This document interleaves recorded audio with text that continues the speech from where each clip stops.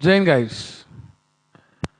आज का अपना अगला टॉपिक जो है हेरिडिटी एंड एवोल्यूशन का, वो रहेगा हिस्ट्री ऑफ जेनेटिक्स। अब हिस्ट्री ऑफ जेनेटिक्स में कौन कौन से साइंटिस्ट थे, उनके क्या क्या स्टडी टॉपिक्स थे, उनका क्या क्या कंट्रीब्यूशन था, ये अपने को समझ के लेना है। तो सबसे पहले अगर हम देखें तो हमने एक टेबल बना लेना है। तो यहाँ पे आपने साइंटिस्ट, फिर उनके स्टडी टॉपिक,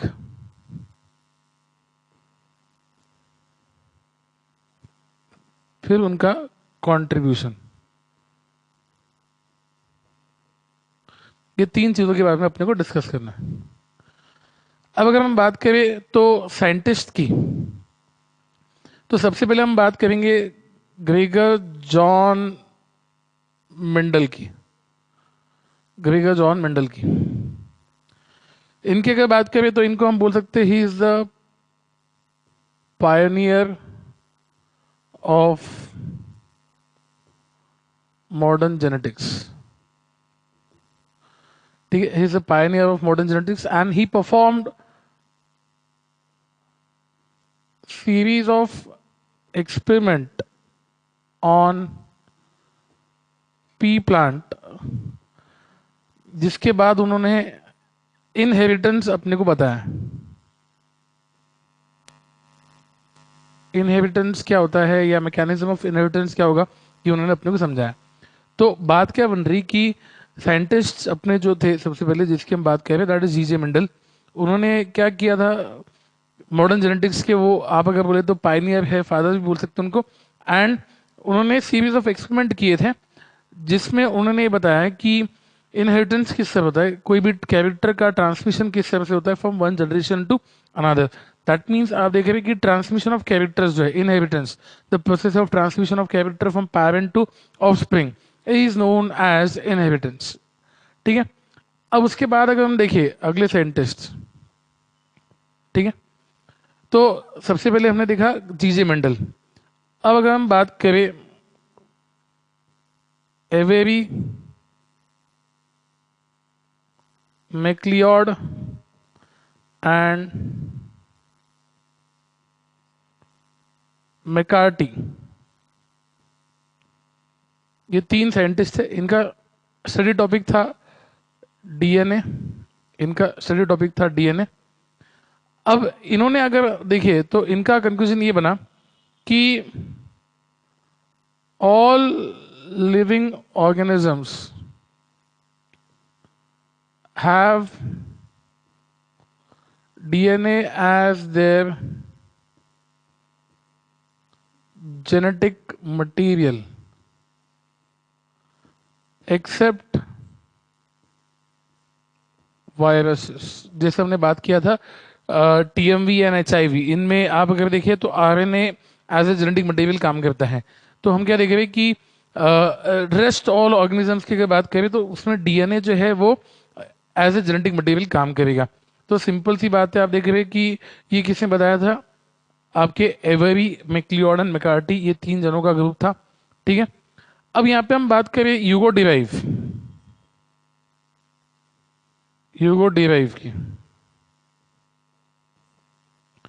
यूगो डिराइव की अगर बात करें तो इन्होंने म्यूटेशन पे स्टडी किया था।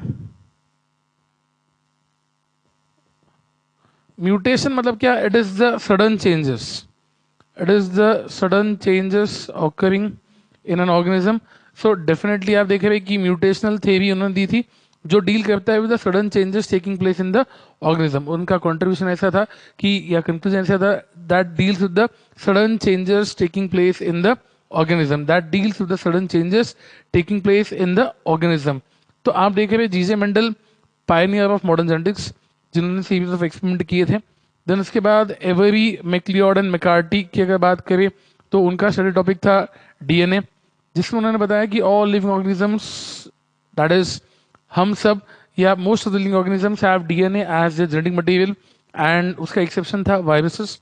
देन यूगो डिराइव की अगर बात करें तो उन्होंने म्यूटेशनल थ्योरी दिया था। म्यूटेशनल थ्योरी यहाँ पे आप वर्ड ऐड कर सकते हैं। एंड उसका कंक्लूजन ये था कि म्यूटेशन मतलब क्या, it is the sudden change. जैसे हमने अभी प्रीवियस वीडियोस में देखा था कि म्यूटेशन में क्या हो रहा है कि जीन सीक्वेंस में चेंज आ रहा है, जिसके वजह से कोई बॉडी के फंक्शन में या कैरेक्टर में बदलाव होता है, ठीक है, which can be minor major, and उसके अलग अलग इफेक्ट्स अपने को देखने मिलते हैं, ठीक है। अब अगर हम बात करें तो we have Jacob and Monod, Jacob and Monod. अब जेकब एंड मोनार्ड की अगर बात करें तो इन्होंने प्रोटीन सिंथेसिस पे वर्क किया था, ठीक है। प्रोटीन सिंथेसिस का मॉडल इन्होंने दिया था।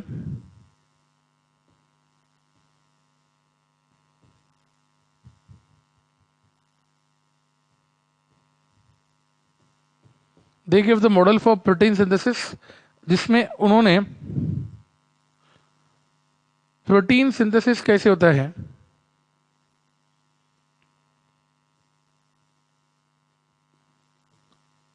With help of bacteria, bacterial DNA, उन्होंने एक एक्सपेरिमेंट करके बताया था, ठीक है। तो सिंपल सी बात है, हम क्या देख रहे हैं कि जेकब एंड मोनार्ड जो है इन्होंने प्रोटीन सिंथेसिस के लिए मॉडल बताया था, प्रोसेस ऑफ प्रोटीन सिंथेसिस, ठीक है।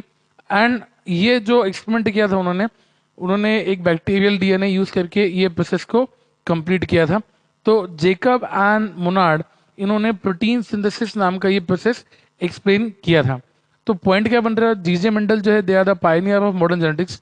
उन्होंने सीरीज ऑफ एक्सपेरिमेंट किए ऑन पी प्लांट, ठीक है, जिसमें उन्होंने इनहेरिटेंस नाम की चीज बताई, ठीक है। उसके बाद एवेरी मैक्लियोड एंड मैकार्टी, उन्होंने आप अगर देखें तो all living organisms have DNA as their genetic material, ऐसा बताया। देन उसके बाद एक्सेप्शन उन्होंने बोला वायरस। देन उसके बाद आया आपके यूओ डिराइव। यूओ डिराइव ने क्या बोला, म्यूटेशनल थ्योरी। म्यूटेशनल थ्योरी की अगर बात करें तो उसमें sudden change taking place in the organism, वो उन्होंने बताया। देन उसके बाद अगर देखिए तो Jacob and Monod, Jacob and Monod इन्होंने प्रोटीन सिंथेसिस नाम की जो चीज है, प्रोसेस है, ये आपको बताई। देन आप क्या देख रहे हैं कि प्रोटीन सिंथेसिस बताने के लिए उन्होंने एक मॉडल दिया, ठीक है, प्रोटीन सिंथेसिस का मॉडल प्रपोज किया उन्होंने। एंड वो जो मॉडल है उसमें उन्होंने बताया कि प्रोटीन सिंथेसिस कैसे होता है with help of a bacterial DNA, with help of a bacterial DNA use करके उन्होंने वो प्रोसेस बताया, ठीक है। तो आप देख रहे हैं कि ये सारी स्टेप्स अपने साइंटिस्ट लोगों ने कंक्लूड की। अब अपने अगले जो साइंटिस्ट है that is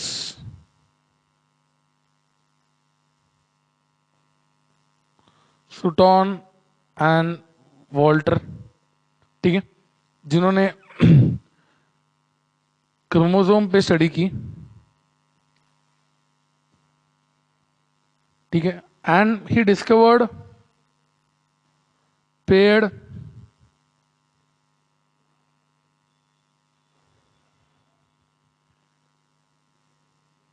chromosome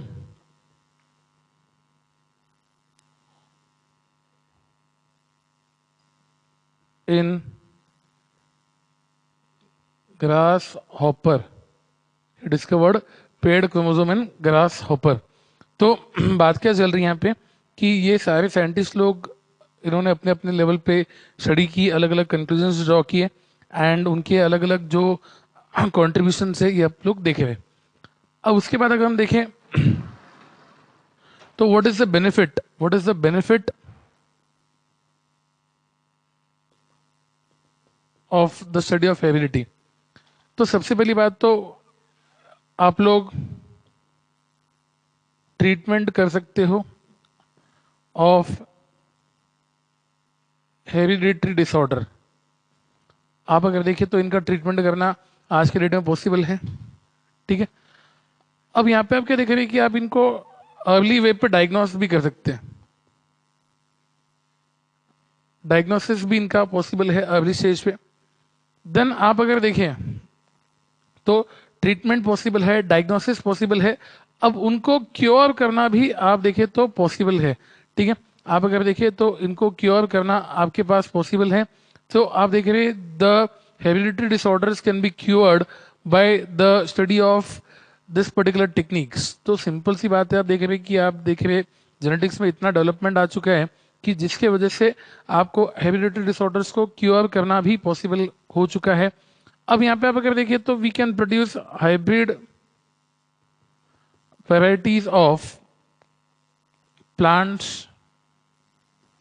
and animals, plants animals की हाइब्रिड वैरायटी आपको बनाना इससे पॉसिबल हो गया. Then we are able to conclude the use of microbes in industry.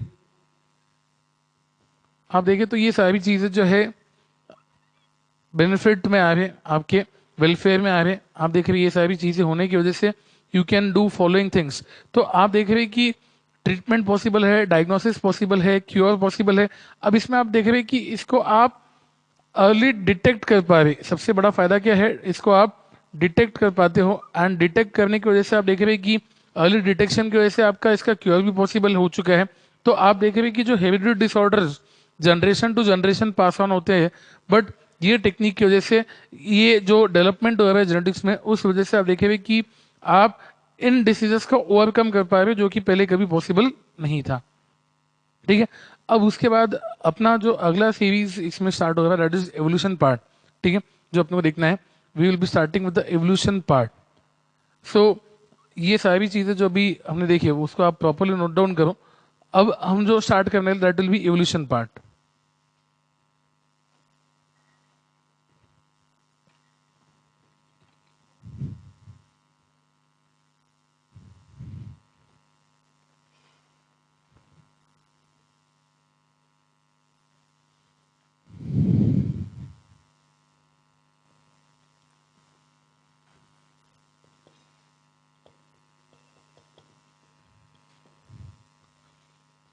अब यहाँ पे एवोल्यूशन मतलब क्या, they are gradual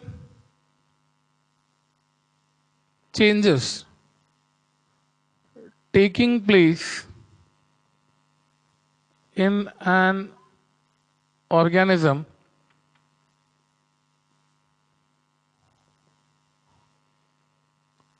over a long period of time. Over a long period of time. तो आप देख रहे they are the gradual changes taking place in organism over long period of time. And simple सी बात है, ये gradual changes जो है they will be the cause for evolution.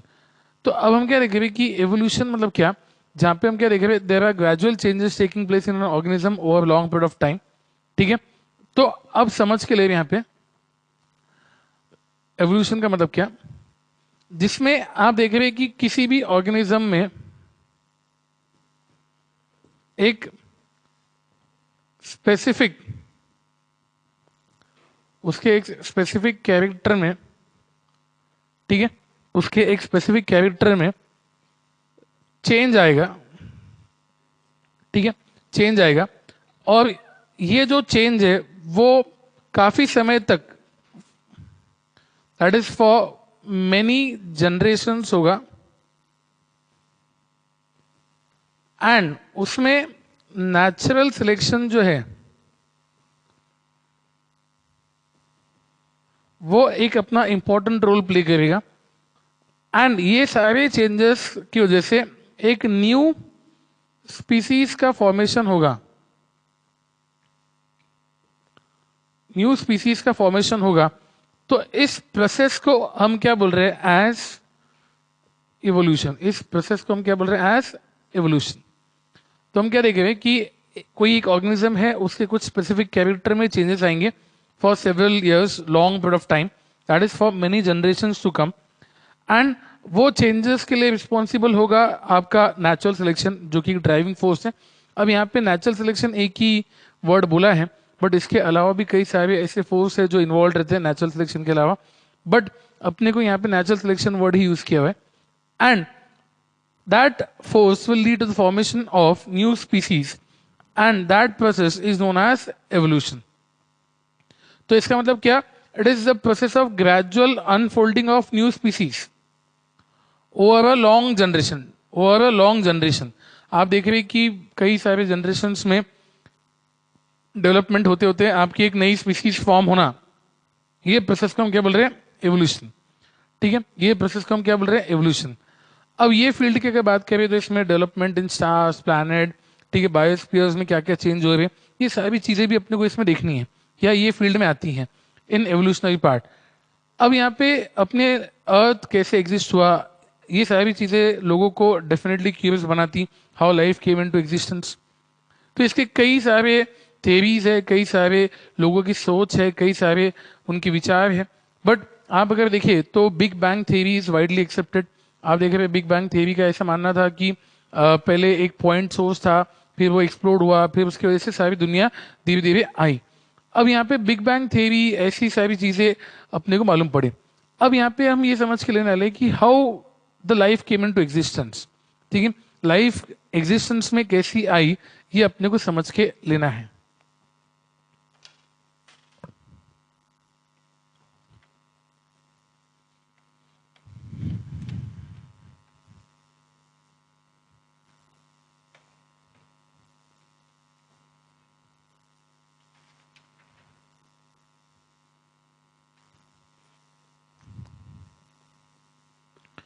आप अगर देखिए तो इसको हम थोड़ा सा समझ के ले रहे किस तरह से होने वाला है। पहले जो प्रिमिटिव एनवायरमेंट था, समझो ये आप अगर देखिए तो ये हमने यहाँ पे एक सी बेड निकाला है, और यहाँ पे हम उस पे सी निकाल लेंगे, इमेजिनरी सी की बात करेंगे हम लोग। ठीक है, ये ड्राइंग निकाल रहे हैं हम लोग। अब यहाँ पे हम क्या देख रहे हैं, ये जो सी है और ये उसमें सी वाटर। अब आप अगर देखिए तो ये प्रिमिटिव एनवायरमेंट है। कौन सा एनवायरमेंट है? Primitive environment. तो this is a primitive environment, जहां पे आप अगर देखिए तो प्रिमिटिव का मतलब क्या, बहुत पुराना, जहां पे आप देख रहे हैं कि उसमें ऑक्सीजन का कोई एग्जिस्टेंस नहीं था। इस एनवायरमेंट में ऑक्सीजन का कोई एग्जिस्टेंस नहीं था। तो यहाँ पे क्या क्या प्रेजेंट हो सकता था? It contained methane, ammonia, hydrogen. ठीक है, तो आप अगर देखिए ऐसी सारी चीजें इसमें एग्जिस्ट करती थी। अब यहाँ पे कुछ चीजें जो थी that was organic also, some was inorganic also. तो आप देखेंगे कि कई ऐसे ऑर्गेनिक इनऑर्गेनिक मैटर यहाँ पे एग्जिस्ट करते थे। अब यहाँ पे ये सारे एलिमेंट्स के रिएक्शन से along with the water vapor present in the air, along with the water vapor present in the air, आप अगर देखिए तो ये सारे चीजों के रिएक्शन से सबसे पहले आपका एक यूनिसेलुलर लाइफ फॉर्म हुआ। The first unicellular life came into existence by the reaction in all this content, all this chemicals.